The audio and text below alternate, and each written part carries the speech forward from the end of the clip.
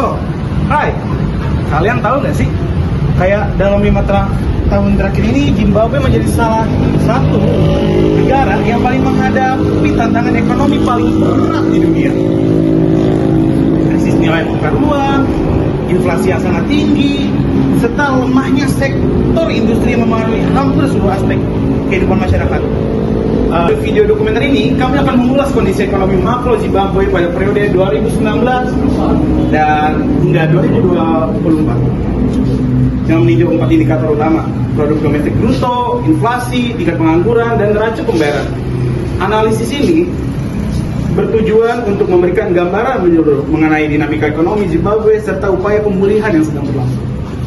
Nah, ngomong-ngomong soal inflasi, kalian tahu nggak sih, pada 2019 hingga 2024, perekonomian Zimbabwe sedang mengalami ketidakstabilan, di mana inflasi meningkat tinggi dan ekonomi hancur dengan harga-harga yang tidak pasti. Selain itu, faktor ini juga dipengaruhi oleh akibat COVID-19.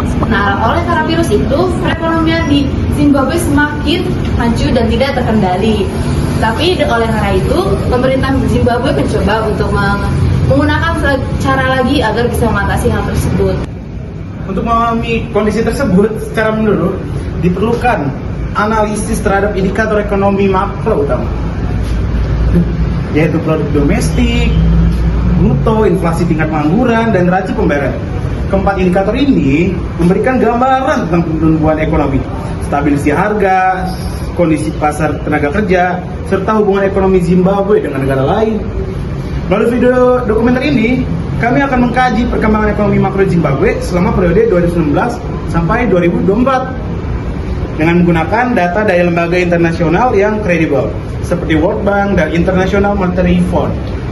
Analisis ini bertujuan untuk melihat pola perubahan ekonomi, tantangan yang dihadapi, serta upaya pemulihan yang telah dilakukan.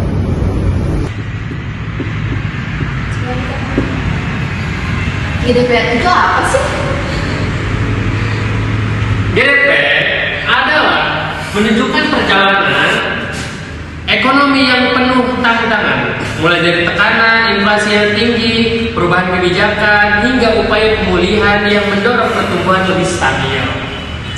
Total pendapatan yang dihasilkan oleh aktivitas ekonomi di negara Zimbabwe yang kami rangkum menghasilkan aktivitas ekonomi di negara ini mencerminkan upaya keras pemerintah dan sektor swasta dalam menghadapi berbagai rintangan dan mencapai kebijakan atau kestabilan ekonomi. Oke, di sini saya akan menjelaskan tentang GDP tahun 2021 di negara Zimbabwe. Jadi ini rumusnya ya, GDP sama dengan C itu consumption, ditambah investment, ditambah G government spending, ditambah X export, dan M adalah import. Jadi contoh perekonomian tahun 2021 di Zimbabwe itu diketahui C-nya itu 658,8, I-nya itu 57,7, G-nya 210,4, dan N-nya 254,7. Jadi jawaban ini GDP di 658 ditambah 57,7 ditambah 150,7 ditambah 210,4 dikurangi 254,7 sama dengan 822,9 miliar.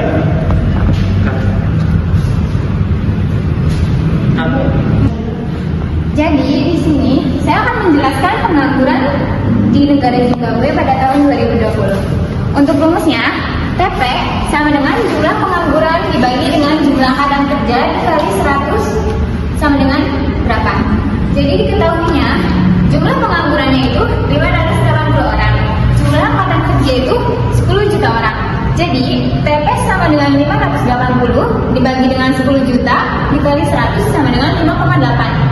Maka pengangguran pada negara Zimbabwe tahun 2021 pengangguran tertinggi ialah 5,8. Semakin rendahnya tingkat pengangguran, semakin baik keadaan ekonomi dan semakin banyak orang yang mendapat pekerja dan menghasilkan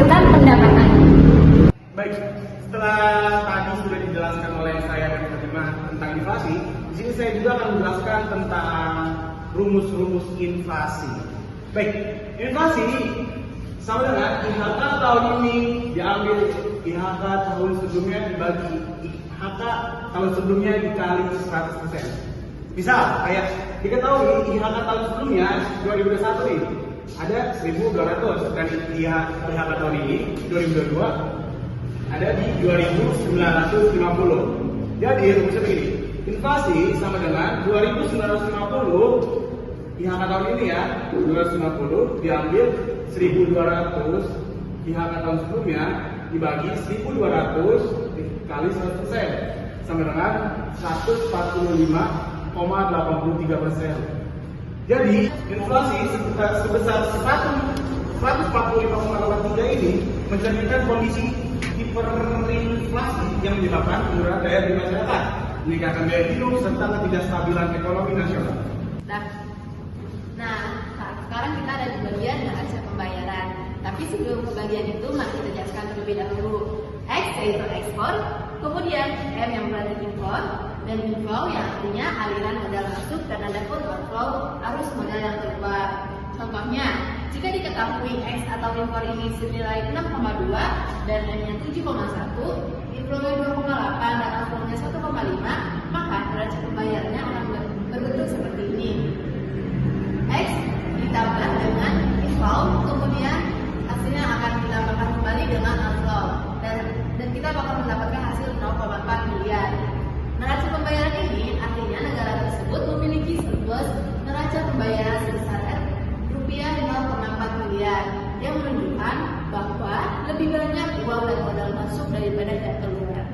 Jadi dari yang tadi kita bahas, dari inflasi, dari GDP, dan dari pengangguran, kita dapat disimpulkan bahwasannya tingkat pengangguran, GDP, dan inflasi itu harus diperbaiki dari segi ekonomi, dari segi keaktifan penduduk, dan dari segi sistem pemerintahan yang harus merata dalam segala demi kebaikan dan kemajuan bersama.